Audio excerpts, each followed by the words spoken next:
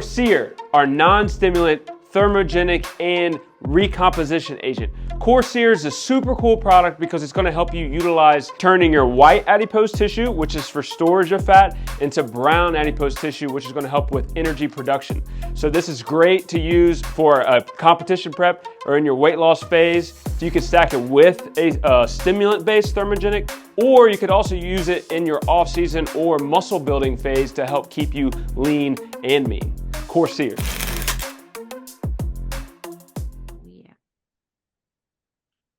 We were saying I was in charge and then I forgot how to be in charge. So here we are. Welcome back to the podcast.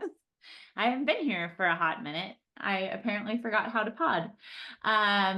So it is normal crew today. We have Jess, Christina, and Steven. And I'm Christina. Is that your impression with the robot Yes. arms? I have many babies. By the way, I do. Jess, did you order any of the new Pro Physique clothes? Because I got them and I dig them. And I'm actually going to tell the cheer gym that they should order from this like same company, because this is like the little crop top that we have now, and it's very comfortable. No, I keep meaning to, and I forget. And then I'm also overwhelmed because I'm like, what do I want? And I really just want a tank top, but I also want a tank top without the Pro Physique thing on it because it looks like a super cute tank top. The ones that are on there. Yes. You heard it here first. Jessica hates Pro Physique. She's like, don't start. I like to buy the clothes that don't have it on there. I was just like, this is cute. I want it. Screw that logo. Right? She's like, how do you get rid of that? No, I haven't bought stuff in like a million years. And then I must have filled my cart and like forgotten to execute on it for a while, because when the package arrived, I had a whole bunch of like sweatshirts and was like, great, because now it's surface of the sun season in Colorado. So I did not think this through. So that was me getting distracted by my own new shirt. But today we are talking about rep ranges, and I mean, I don't know the best, like, I don't know. How do I summarize it, guys? Help me come up with a title. Probably like training stuff. Yeah, like training lingo 101. Yeah. Training exactly. methodology. Training methodology 101. All of those things. I like the training lingo one because it kind of, what we're going to chat about, it incorporates a lot of stuff that I think like we might take for granted that we're used to hearing, or like thinking in a certain way. Like I'll put AMRAP into a program and then realize that not everybody knows that it means as many reps as possible, and things like that. So I figured we'd cover some questions about those things. And the big one I wanted to start with, I guess kind of like, and how would you dive into that with somebody if they asked you, like, what rep range should I be training at? And like, you'll get a question that's like it's really pretty broad, but for people who don't know that there's nuance to it, I guess it makes sense to be asking something like that. I mean, I think first and foremost, ask the question. Mm-hmm. Like, if you don't know the answer, like, so I think a lot of people are worried about asking questions on things because they don't want to like seem stupid or uninformed. Right. But like the only way you actually are stupid or uninformed is if you never ask questions and get the answers. So if you get something and it has hypertrophy on it, okay, cool. Look it up. Like Google's there too. So there's an easy win right there because people who are in the industry might be using more lingo or terminology that's like scientific terminology. And what a lot of people I think don't realize is like when I go in and read a paper, there are many times where I have to look up what a word means or what something is so that I can understand the entirety of the paper. So I know that sometimes we feel like, okay, cool. And I try to make things as simplistic and straightforward as possible for everybody. And I know the rest of our coaches do too, because all of us want this to be as like, we want to set the bar low for your success. But if you have those questions or you're confused or you have things that are doing that, like start off with like, yes, ask the question. That's the right first step. So I'm glad that people, if they aren't understanding, they are getting you these questions. And I hope that more people continue to do that so that we can do these kinds of podcasts where we really take that deeper dive and start getting into it, talking about, okay, what's the difference between a conditioning and a hypertrophy workout and a strength focused workout? do I need to be caught up on like, I can only do this rep range? Because like, here's the thing, like, I think we all understand very well how confusing the industry is, because there's like, it's not like there's licensure, right? Anybody can be a fitness person. It's not like you have to go to med school and then pass your boards and then keep up with all this other, like, you don't have to do any of that. I feel Anybody like a can- lot of people base their like beliefs off of people who look jacked also. Right? Like there's like that stigma, but that doesn't necessarily mean that they know what they're talking about. Way to kick me in the nuts. That means nobody cares about what I think. Nobody. That because you're Bye. jacked? Please leave the Zoom. No. Because I'm not. But and then that's another thing too, right? And this one's hard because also some people will get information from doctors or people who like their specialty or is in something else. Right. And so they might tell you one thing, even though that might not be their specialty. And so sometimes it can absolutely be beneficial to find people like whose specialty is a thing. And I'll take, for example, my knee. I went to my PT guy. It's like, hey man, I feel like my knee's starting to give me problems again.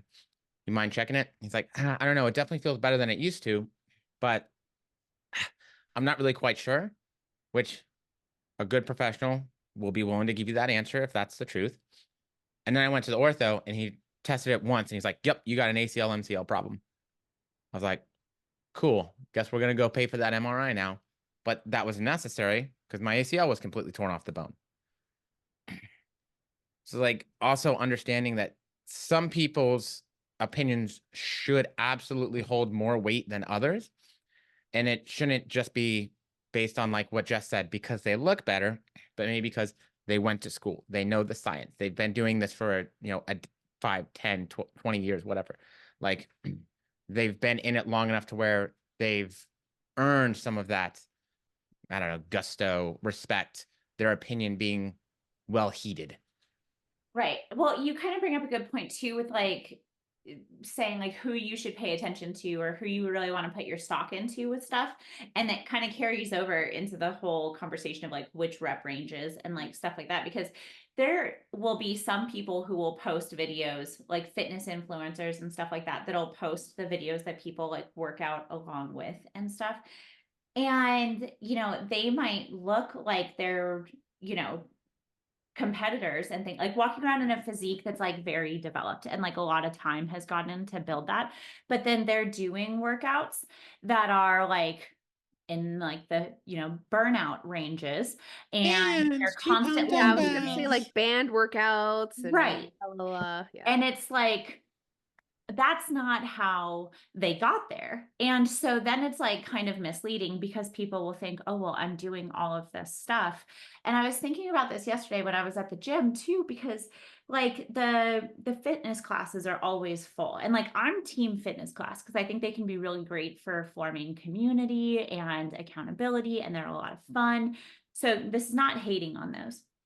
But a lot of the times when I'll talk to somebody who's like, I'm just working so hard and I'm not seeing anything for my results, I'll find out that their main form of strength training is taking place during one of these classes. And then I'm like, well, that's probably what's holding you back, because you're doing cardio for an hour that involves weights. And so, yes, you're getting like, you might get stronger with that, but you are not going to build these like very obvious muscles that way.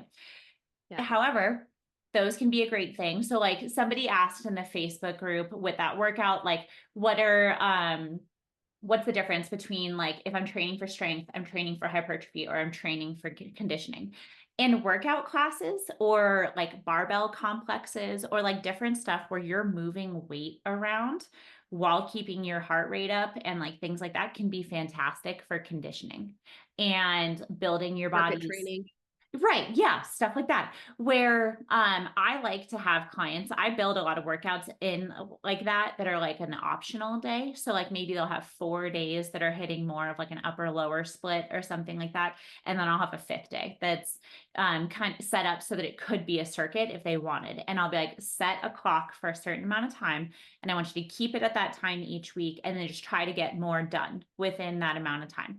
And we're building your work capacity. We're building what you're capable of within that amount of time, making your body more efficient. And then eventually that's where muscles can look super cool. And like, this is where we see in like prep and stuff like that, when people get super lean, you can tell, like you can start to see the difference between bodies that have more of that conditioning and they can take on more work capacity and how they respond to like the overall process.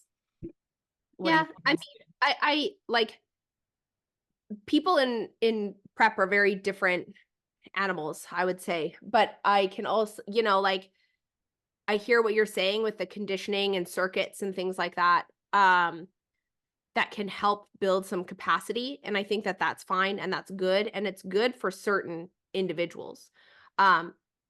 Honestly, majority of my clients just have more hypertrophy ranges, which could be anywhere from 5 to 6 reps to like 15, even sometimes 20. Stephen, would you like, is that around the? I mean, I would say at this point in time, our understanding would say anything that's close enough to failure could technically be considered a hypertrophy range. Right. And that's what sorry, I'm sorry, go ahead. That's it. Like, yeah. That's a weird thing to hear though, right? But I was going to say that's a rep range, but you have to be close to failure, and like pushing yourself towards where that failure mark is. And 20 reps of something light, right? Just because you did 20 reps does not mean if somebody's doing 3 sets of 12 with the same amount of weight every single week, and they're not pushing themselves in terms of, maybe I could add 2 more reps, or maybe I could add 5 pounds, or maybe I'm slowing it down a little or adding a pause. We're not progressing in any sort of manner. Right. And so, and that would be in terms of like hypertrophy, which is muscle building, which is shaping your physique and how your body looks when it gets lean enough or with less body fat, as well as helps you age well and gives you bone density and helps you with your just like metabolism, right? Like it's all of these benefits on top of the physical look. And I think that circuits are great and there's a time and a place for them. But what I have found more often than not, from just being that person who used to think that classes were going to mold and shape my body, and I would literally do 2 hours of a class a day. I did that. As well as somebody who worked in a big box gym, form in those circuits are like really bad. That it just tends to Steven's laughing. Yeah, you can't hear it. I just see honestly shit form. I'm just gonna put it out there. And it's to the capacity where people could end up injuring themselves and hurting themselves and just trying to work harder, but without any kind of quality. And so the basis of your strength training, it's not, and I actually just had a client who we just started a fat loss phase, ask me, because she said, oh, my calories burned, like quote unquote calories burned according to her watch, are more on her days where she does cardio versus the days when she does strength training. And should she eat more on her rest days? And I said, that's not the purpose of your strength training. Your strength training is not for calories burned. Your strength training is for building muscle and for shaping your physique and long-term health and blah, blah, blah. You might not burn as many calories as you do in a strength training session, but that's not really the purpose when it gets like deep down into it. The purpose of a strength training session, is it going to obviously give you the benefits of, yes, more energy output and all of that. So if we're looking from like a health perspective, is that important? Yeah. But you know, when I'm looking at a client's programming and programming for a client, I'm more concerned with their quality of movement and progression in terms of, are we pushing towards failure and are we improving in some regard every week instead of just lifting the same amount of weight every week. All right. So I think let's Right. take a step back real quick because we didn't actually give like a definition for like a conditioning workout. Ooh, yeah. Typically, for me, a conditioning workout is going to be one of two things. Cardiovascular activity. So like actually just trying to be moving, work heart rate up, and improve aerobic capacity. Now, a lot of the classes, that kind of stuff, that's with weights, that's fine. And so those can be, you can build strength if you've really been doing nothing.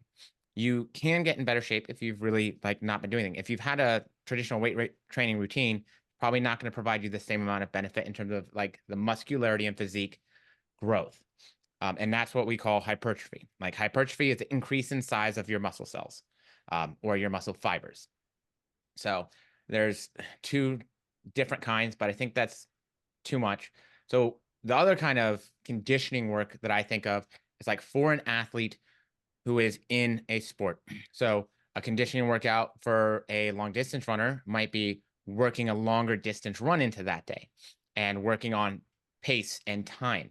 A conditioning session for a boxer might be a lot of speed bag and footwork drills, right? It might be a lot of time on the jump rope. Conditioning rounds for jiu-jitsu athletes would probably be a lot of them rolling back-to-back rounds and not having a lot of rest in between. So when I think of conditioning, I think of cardiovascular-based exercise. And so it absolutely can have a place, but you have to understand that those kinds of things are going to be more so about, yeah, sure, maybe burning extra calories and getting more calorie expenditure out of it because you're going to be more continually moving versus your traditional weight training where you're going to have probably longer rest periods and intervals and really be focused on other pieces. And they're going to be, because they're going to be at typically a lower intensity. And I know that sounds weird to say, because like, what are you talking about? Those things are hard as hell. It's not as at an intensity, which in this term, I'm using You're the word talking intensity. powerlifting intensity. Right. It's the percentage of your 1 rep max or what you could maximally do. So if you can lift 100 pounds, 90% intensity would be 90 pounds. So you're going to be able to do less at 90 pounds than you can do at 20 pounds. So 20% intensity is going to be right, even if that is pushing your cardiovascular system and your recovery and your breathing and all that stuff harder. I know it feels weird because we also, I know we'll use those terms interchangeably a lot of the times. Like, hey, I want you to have less intensity to your workout. I think you're skipping rest intervals too much. I want you to take more time in between sets. Hey, I want you to drop the intensity on your lifts. Now I'm saying I want you to drop the weights, right? Or it might mean, depending on the person, stop going to friggin' failure all the time. You know what I mean? Right. So I think those, like when we get into it, for the most part, I think that's what we were talking about if and when we're talking about conditioning work. It's cardiovascular in its intent, like for the majority of it, or at least for the main part of it. The idea is to get to ask more of your body and get it to be better at doing more within whatever like your parameters are within. And like the weight based, so like barbell complexes are one of those where it's an example of what you're saying too, with like the like percentage of what you would normally. What's a barbell complex? So I love was gonna ask the same thing. Where of course now I'm gonna like blank on like the 5 that you would normally do, but like that you would get a bar and set it up with a weight that you could use where you would take it from the ground. And then I want to say normally you like clean it up and then you're going to do like front squats, overhead presses, back squats, be able to like deadlift it or row it. It ends up being like a full body thing where you hit each of those, but you're not changing the weight on the bar.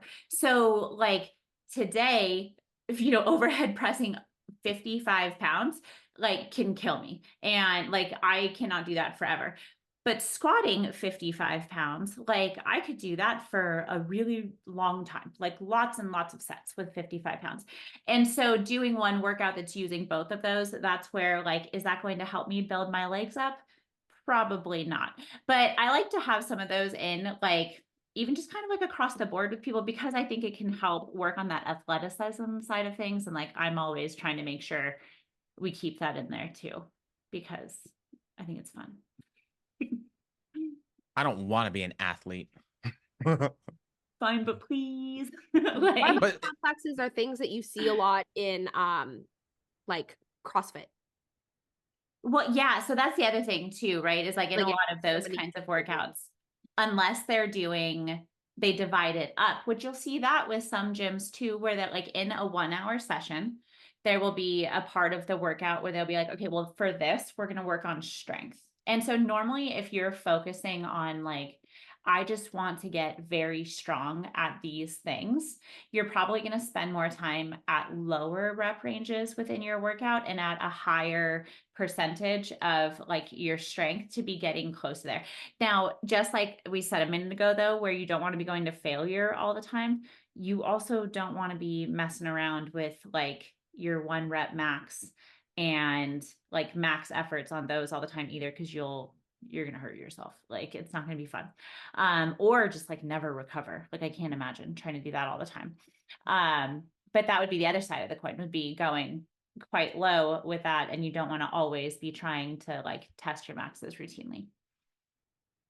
And like, there's a place, right? Because I didn't even realize Jess was out of the room. So good thing I started paying attention again. She just stood up and popped out of the frame. Because I was like not paying attention for a second. I was off in another world.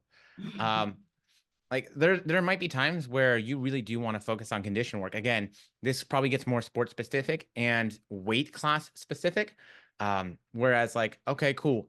I'm doing really good in the 175-pound weight class. I do not want to overbuild to where I can't make weight to compete at that anymore. Great. We probably want more conditioning work because we want more skill-based work and we don't need the same heavy weights, because if we put on too much muscle, if we put on a significant amount of muscle, now we're up a weight class and it's less beneficial for us to be at the bottom of a weight class versus the top. So in that point, any better your conditioning gets, great. You can run the intensity on your matches or whatever you're doing more so. That provides you a benefit. Any skill-based work you get, great. You're better than somebody else now, hopefully. That provides you a benefit. And so that would be where that conditioning work, I feel like, really plays in. I feel like most bodybuilders probably aren't the most conditioned athletes, especially and particularly outside of prep. But there's a reason for that. And that's because those individuals are trying to leave those options, like the gas in the tank, for prep, because it becomes very difficult to reach those really low body fat percentages. Right. And so there is a purpose for them doing that. They want to eat as much as possible and do the least amount of cardiovascular activity possible, so that when it is time for them to diet down and prep, they have as much as they can in terms of tools to get that job done. And of course, we probably say the same thing in reverse diets for most people, but I also think there is a bottom end. I like to keep 1 to 2 hours of like actual cardio in people's plans, even in the off season, because it's good for your cardiovascular health. It's good for your body producing enough enzymes to help facilitate using fat as an energy substrate. And it can also help you in the gym, because if you are better at your cardiovascular stuff, you still use body fat and fat as an energy substrate or as a piece of what is fueling your lifts. Now, of course, carbohydrates, especially when you're lifting heavy and you're focusing on hypertrophy or growth work, it will be more carbohydrates, but fats are always going to be one of the largest energy sources because your body is always doing it.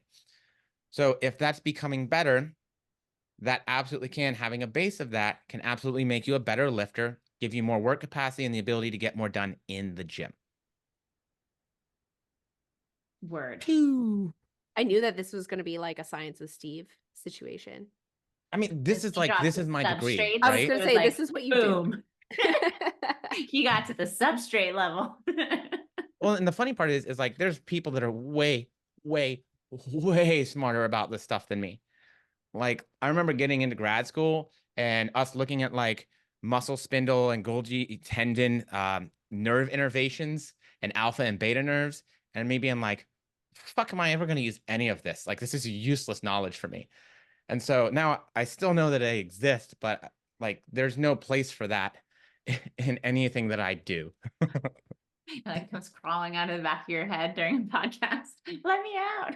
I can visually see the diagrams in the books, and I'm just like, that's it. I see the picture, and the rest of it's just mush. Just like I've also learned and forgotten all of the intermediaries on like carbohydrate metabolism and fat metabolism and the Krebs cycle stuff more times than I can count. Like, So have we covered conditioning versus hypertrophy? we've covered conditioning. We haven't really gotten into hypertrophy. If Okay. you had stayed here and didn't disappear, No, we didn't. Listen. No, just kidding. I'm dealing with a senior citizen dog who likes to poop and piss in my house. Mm. So this is why I was running away. our cat pooped downstairs this morning. Yeah, no. I closed had the to give gate. Indy She a couldn't bath get to her because box. he decided to use his crate this morning to go to the bathroom. So as soon as I came downstairs to make coffee, I was like, really? Like, this is how today starts. So Anyway, sorry. we have covered conditioning. Hypertrophy, we jumped into a little bit. So the idea would be that if you see hypertrophy, they're saying muscle building. The idea is that they want to make you jacked. And then I think what can be confusing there is that then if you see like strength-based workouts, the idea is like people probably, you know, are thinking, well, if I'm getting stronger, aren't my muscles getting bigger?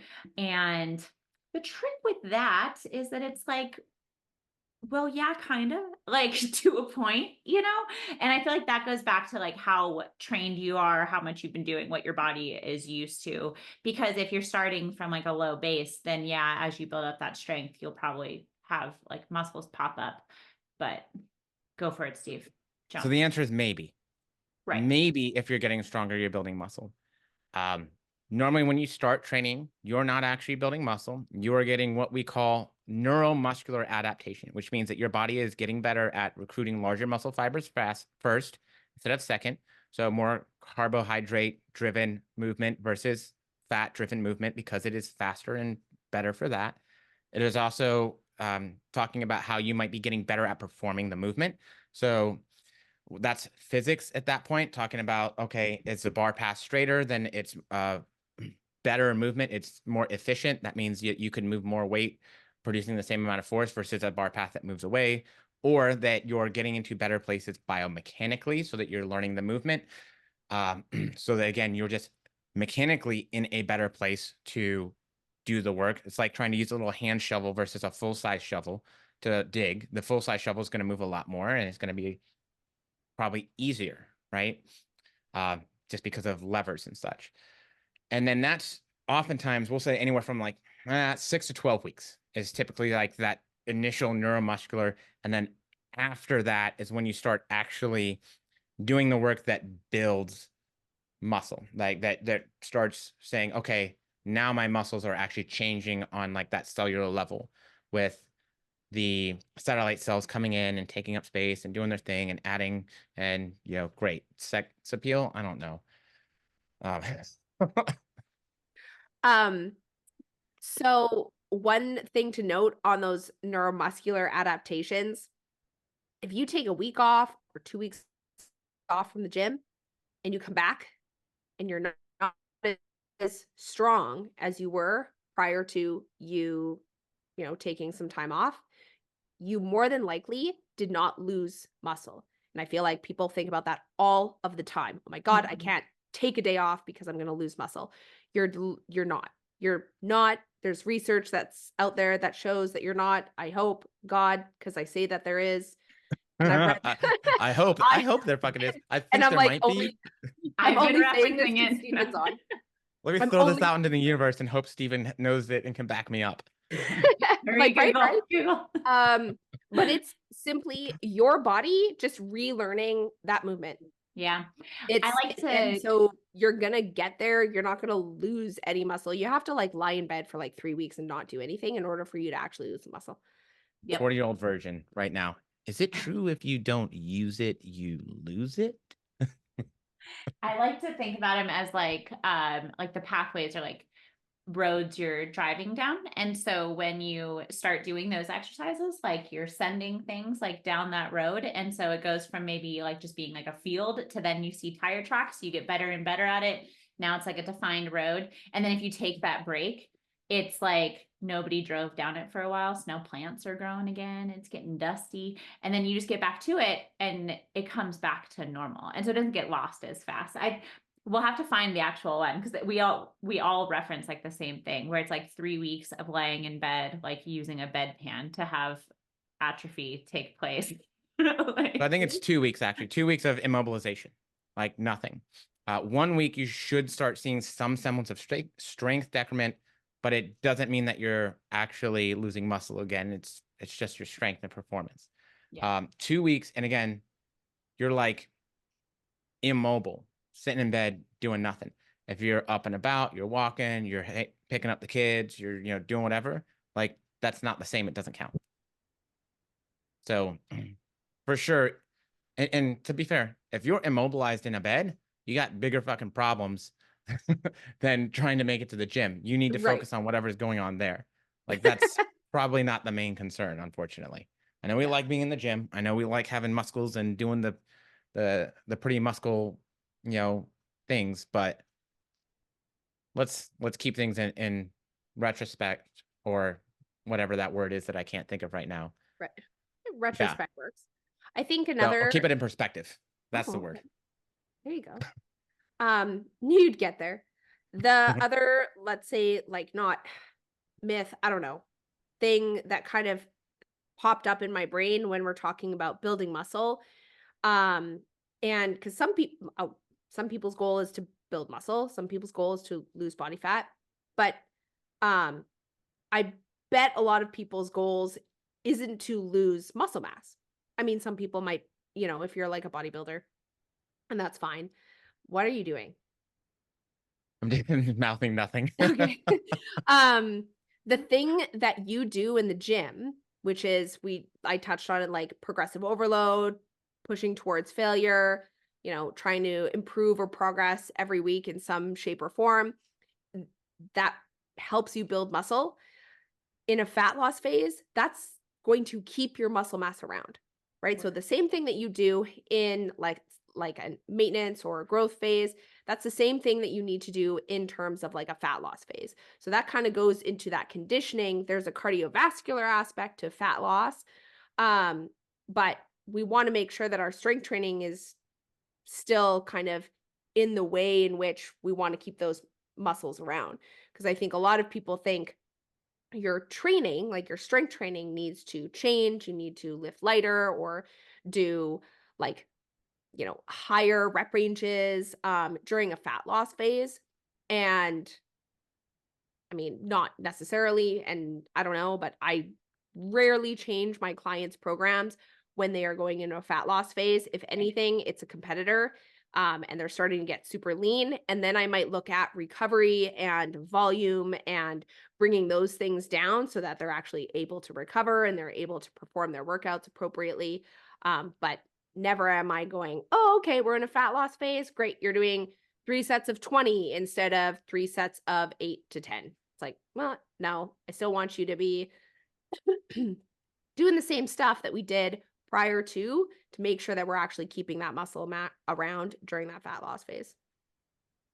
Yep. And I think people take that for granted that that's like what we're trying to make sure that we do, because I'll have people ask that all the time. Like, oh, do we change it up in a fat loss phase, or should I just be spending more time on cardio than on strength training during this? And it's like, oh no, like we want to keep everything you just put all that into, because it takes so long to add on like ounces of lean tissue.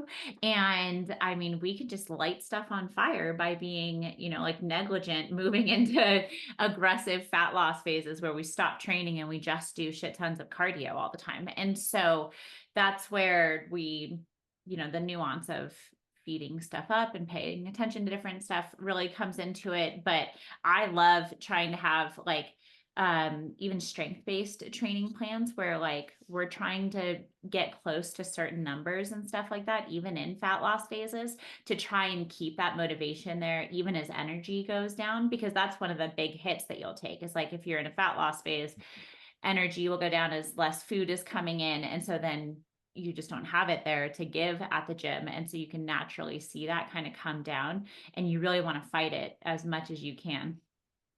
So I'm going to take a guess here. I've been doing this, gross. I've been doing this for a decade.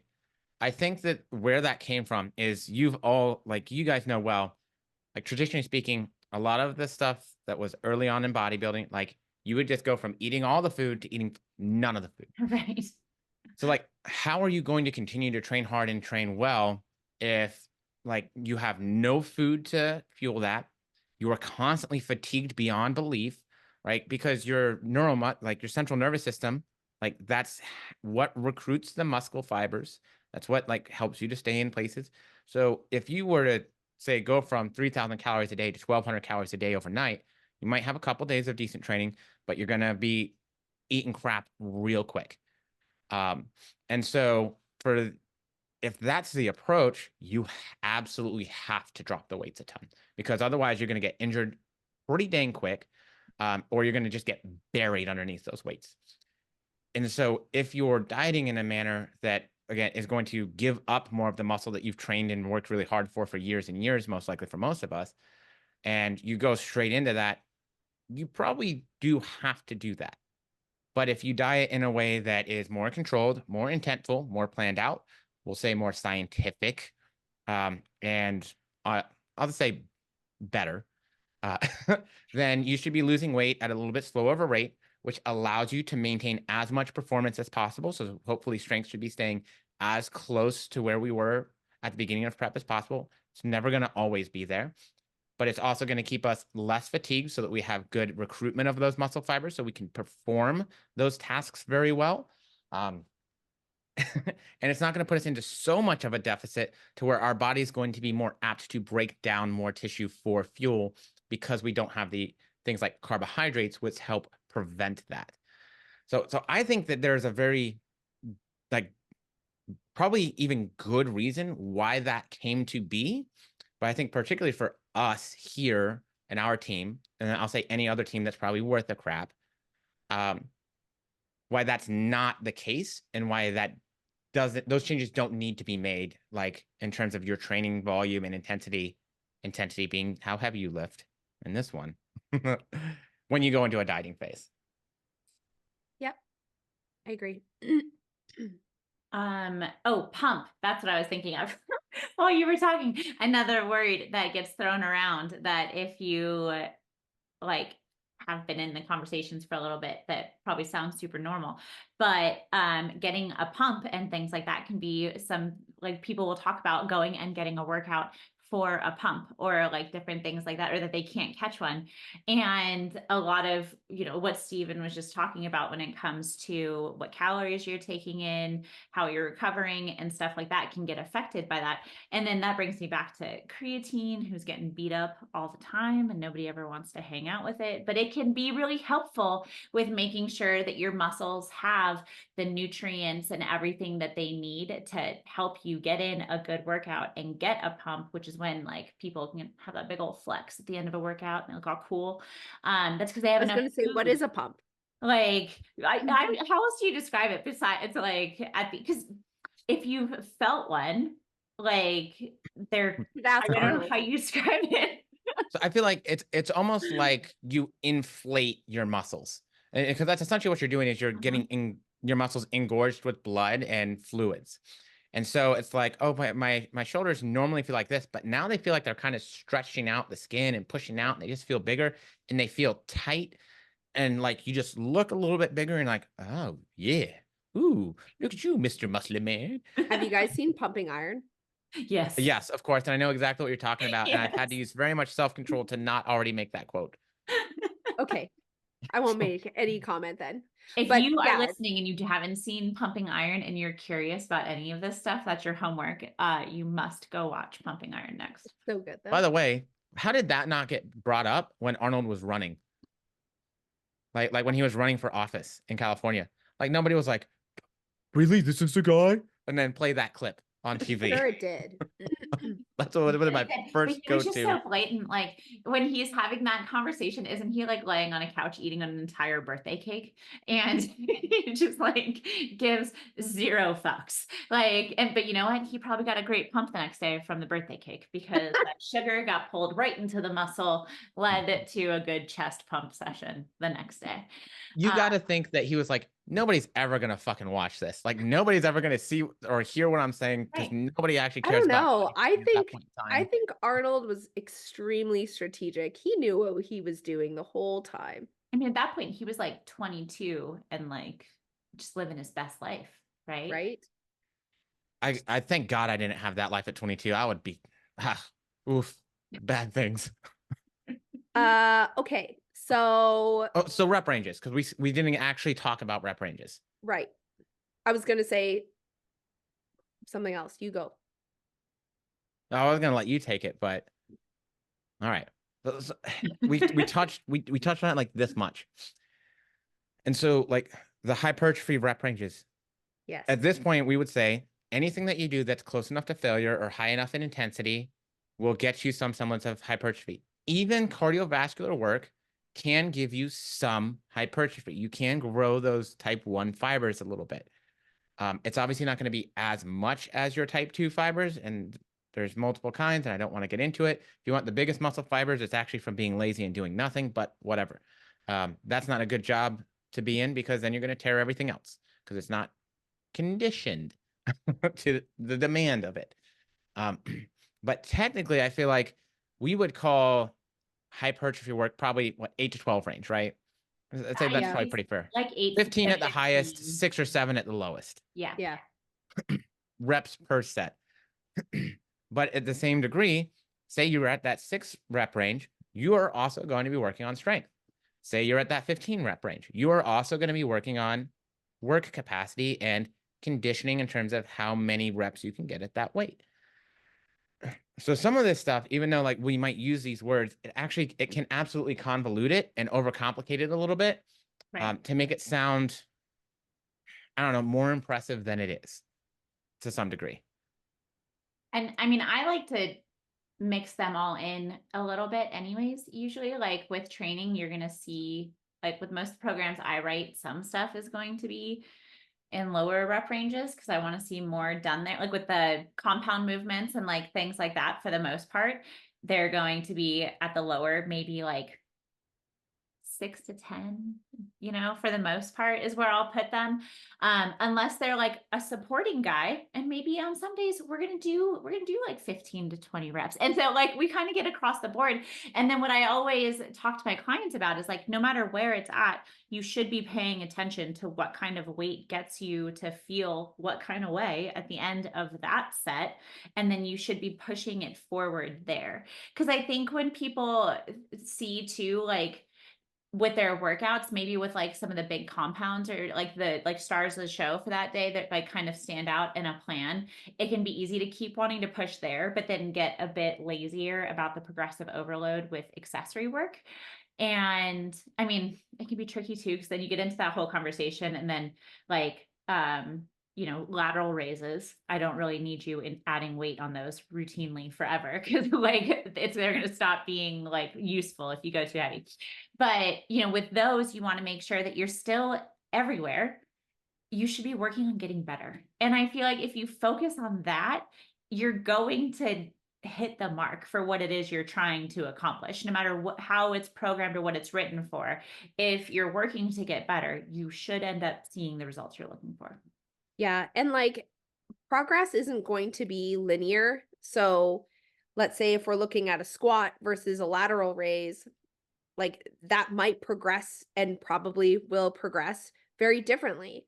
A larger compound movement like a barbell back squat, you're probably going to be able to progress on that a little bit faster because it's a multi-joint movement. You're using massive, massive muscle groups.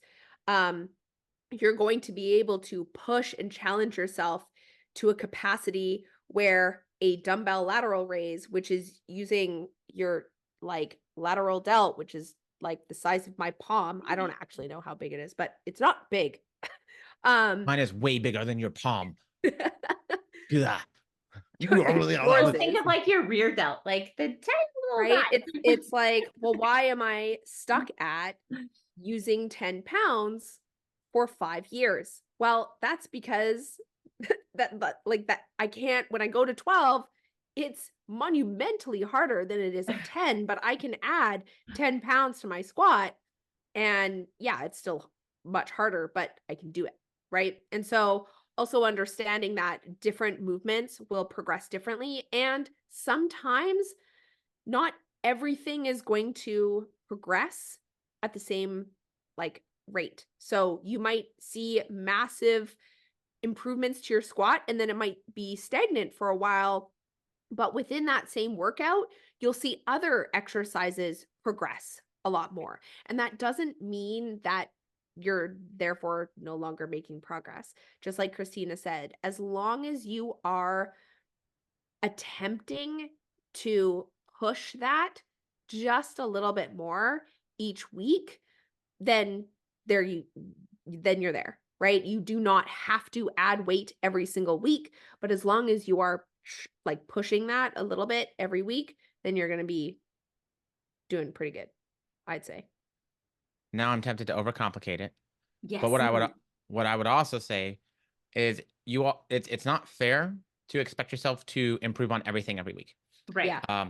So if you went really hard and you hit some PRs or some personal records or PBs, personal bests, whatever you want to call it, on your squat, you should probably expect that all the rest of your lower body work the next day probably is going to be maybe not as good, or it might feel a little bit harder, or to like just do what we've been doing.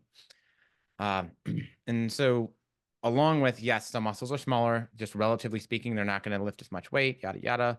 I know I'm glancing over it, even though it's a super important thing. Don't get too greedy, because especially if you're newer, everything gets better so fast. That neuromuscular adaptation, and then even the first year, year and a half, maybe even 2 years, depending, like you're just making easy street progress. It gets a little bit slower, but once you get it, you've been in the gym for a couple years, start slowing down, and you got to start coming to terms with, okay, I need to pay attention to things that are going to keep me healthy enough to be in here consistently so I can continue to make some semblance of progress. And that's normally going to mean not trying to PR on everything, every workout, because you're probably going to be hurting. Well, that's where you hear ego lifting. And like, you've done it when you've done it wrong. And your ego got in the way and led you down the wrong path to make poor decisions, and then you get hurt. And a lot of times that's like fighting for numbers or stuff that you just probably shouldn't be doing yet. And I feel like the tricky part is that like the things will go wrong when you do get to those phases where maybe you've been going through like a really good block and seeing things move, and then you're getting maybe towards the end of it where your nervous system is just beat to shit. Everything is just so ready to be like, can we do this differently for a little while? And like that, and it's like, no, give me the numbers, and you fight for it. And it takes like 1 or 2 times, and then you learn your lesson. But I feel like we try to be investment bankers with our fitness, where we're always trying to get the stock price to go up. right. Instead of recognizing that we're all like house like stay-at-home parents with like 7 kids, where it's like, okay, after like 3 weeks of being home with you guys every day, I need a break so that I can stay sane. Right. That's well said. And that's where I think like a lot of people will see these different terms with like the periodization and trying to look at how to schedule out a year. And that's where I think the education and reading more stuff is so important. Because if you're out and you're buying plans from people that maybe they're kicking out like these different like macro cycles and Or stuff. templates and stuff, yeah. Right. Because nobody knows what you mean by macro cycle if they don't know what hypertrophy means. Right. So big picture, like 6 month, 8 month, year-long plans of workouts. Right. Yeah. So if you're buying stuff where maybe, either a coach or like someone that does templates and stuff like that, and they're selling this different variety, take the time to dive into what each of those mean and like how you would organize them and stuff like that, because if they're designing them that way, you probably don't want to run one style, like maybe they're a hypertrophy one. You probably don't want to do that over and over and over and over and over again, because you might not be able to make like those progressions with stuff. The volume might be something where eventually it's just going to crush you and you need to switch it up a little bit. And so if you're seeing these words pop up a little, that's where like listening to more podcasts, just Google and read all the things. And then that way you just feel more comfortable when you see these on programs that you might be looking at. I would argue, don't ever get a year-long if your program lasts a year, don't, because there's too much unforeseen circumstance that is going to happen in your life in a year for us to like adequately program out an entire year's worth of training for you. Like I can't even imagine trying to do that. We had to do it in, I think it was undergrad. I still have this giant book that's a year of training programming and nutrition programming. It's an entire year-long plan. And although it's great to think ahead, like in practicality, it was one of the most useless things I've ever done. Because you're gonna have to pivot like so much. I mean, I've even had like Renaissance periodization. They probably have the closest thing that I can think of to where I bought something like that, where back in the day, like long before their apps, where they were working all off of Excel based like things, it would have tabs that I think took you through like 6 different cycles. And so you could alternate with those. But even then, like there would be so often where I'd get a certain number of weeks into I'd get sick or whatever, and then have to take some time off. And then I'd end up probably just starting over, like, and so I can't imagine trying to stick to a year-long plan 100% from day 1 to day 365. Like now I kind of want to do that as an experiment, but you literally cannot, there is no way that you can account for all of the like you can try, but it's just not, here's what matters. This next workout, that's what matters. So if this workout pushes the next workout back 6 months because we got a big injury, well, it's not a good choice. If this workout has us so fatigued that we have to take off half a week, okay, maybe it wasn't the best choice. Maybe we should have changed this workout for the moment that we're in. And by the way, one of my clients checked in and they talked about our last podcast that we had just put out, I guess, and giving yourself grace and taking some time off and like, dude, she dropped weight and she felt better. And she's doing it in a way better spot. So like maybe doing that in this one, right, is going to help us be better in the next one. So instead of always trying to be better in just this one in this moment, okay, what can I do in this moment that's going to help me be better the next time I come back here? And the next time after that, and the next time after that. And there's just too much life in that life's to plan out a year. Like I don't know what the hell is going to happen tomorrow. Like don't get me started for a year. Right. My long range planning is like 72 hours. And even then, I have a lot of alarms that have to go off to keep me on the right path. and like, so with that, and I know, Jess, I know, I don't think having long-term goals and plans is a bad thing, but it has to be like the right amount of planning, the right amount of, because like, some people like, but I have a plan. I have to do this. You're like that can be trouble. Yeah. So like having the idea, like I want to get stronger, I want to get better, I want to put on muscle, but don't be so caught up in that you do a silly in the moment and then put that on the back burner. Yeah. I mean, I totally agree. I think long-term goals are good and a great like template, but you're right. You can become invested in this big long thing, especially when there's like a timeline on it.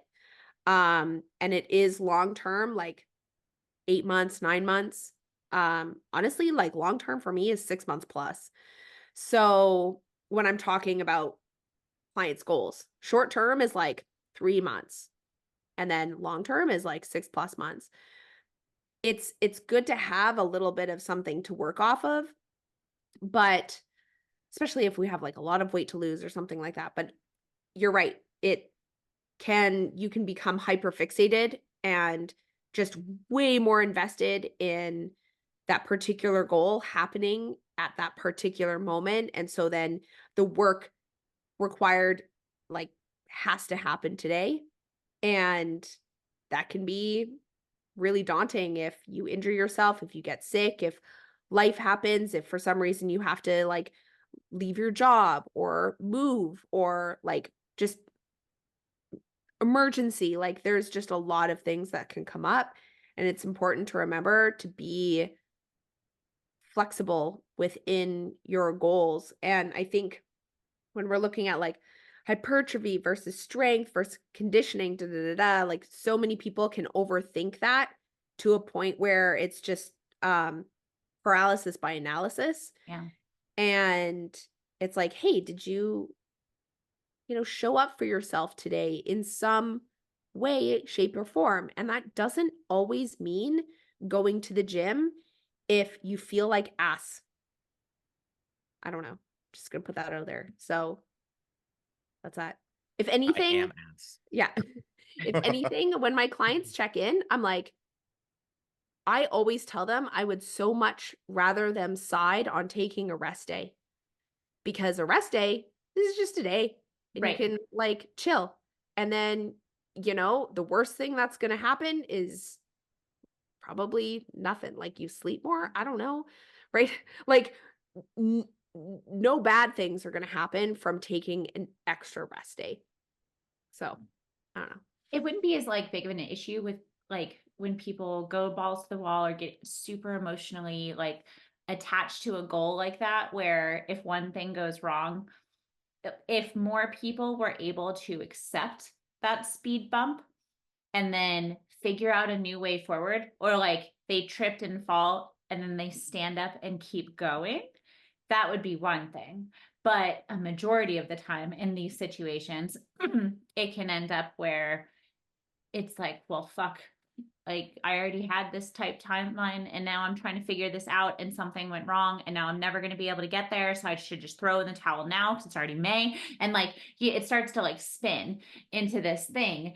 And so that's where I think the, consistently good over occasionally great, like that keeps you going and will get you there. And that 1 year goes by so fast. Like if you set a goal where it's like, I'm going to do this in a year, but then you really just focus on it 24 hours at a time, like all of a sudden you look up and it's like, holy shit, it's May 29th. When did that happen? Because I still feel like we're operating in January and it's about to be June. Like I'm I baffled. agree with that. You can't tell that to a 20-year-old though. Well, that's true. Like, no matter how many times you hear it at that age, it just like the way that you perceive time, it's just like, no, a year is very far away. Now I'm like, I just wasted my entire last year. What the hell happened? How am I 37? Like, what's going on? No, I literally look up at stuff and I'm like, I swear I was just 35, like not that long ago. And like, what happened between now and then? And then that's where big things like all of COVID and stuff, I just feel like it's been like this whole era of life that's been like weird since like 2020. And it feels like it was yesterday, but also really far away. I'm like, I don't know. I'll be 40 any day and then we'll see what that decade looks like. I'm Yeah. still 32. Actually, I'm 28. With how many anniversaries? If I'm 28, 10. Right. And so I'm 21, but we are celebrating my 17th anniversary of it. Or no, that makes me too old. I, for the first time, legitimately forgot how old I was. Like we were talking to somebody and I couldn't remember if I had already turned 38, if I was still 37, but had definitely just turned 37. And I was like, well, at this point, it doesn't matter anymore, right? Like, My mom definitely thought I was about to turn. She's like 34. No, 35. I was like, Mom, I came out of you. Oh my God, your mom, I'm dead. Like I was inside of you for 9 months. You don't fucking remember what year that was? That's hilarious. That's amazing. It's like, no, you're turning 35, right? It's like, I love you so much, Mom. No, vastly incorrect. Younger. That's awesome. I love it. So she wasn't doing it to be like, oh, you're so young and youthful, Steven. No, so after 35, you don't really have to be as precise with your counting anymore. I feel like we get the freedom of just being like, I don't know. I turned 37 at one point. No, I'm somewhere in my 30s. I dig it. Well, guys, I think we covered it pretty good. Went over some random little words you might hear and not know. You guys got anything for us before we close it out? Always send Christina all of your questions, all of them. Yeah. Yeah. Every time any question pops in your head, just message it to Christina. It's a great idea. I genuinely feel bad because I'm getting like more emails lately where people want to get on the phone and like chat about the challenge and stuff. And I'm like, I would love to do that. But if I did that, I would never have time to breathe. Like, so I'm really good though if people send me lists of questions and then I can just be like, and like run through with everything. But yeah. And so if you bought what Steven said, you should test it out and see how much joy it brings him. And it's Steven@prophysique.com. Don't expect responses. Oh, he totally would. He's way nicer than he likes to pretend he is. I got this one email from somebody. I'm like, I don't know who you are. And I looked your name up that you gave me. And I know you don't like, if you're going to email me, you better at least follow me on Instagram, dog. Like real talk. You better at least give me the follow. Help a guy out. Hit like, comment on something. Help my Yeah, like, comment, subscribe. Come on, yeah. Okay. On that note, before we get super random, we'll talk to you guys next week.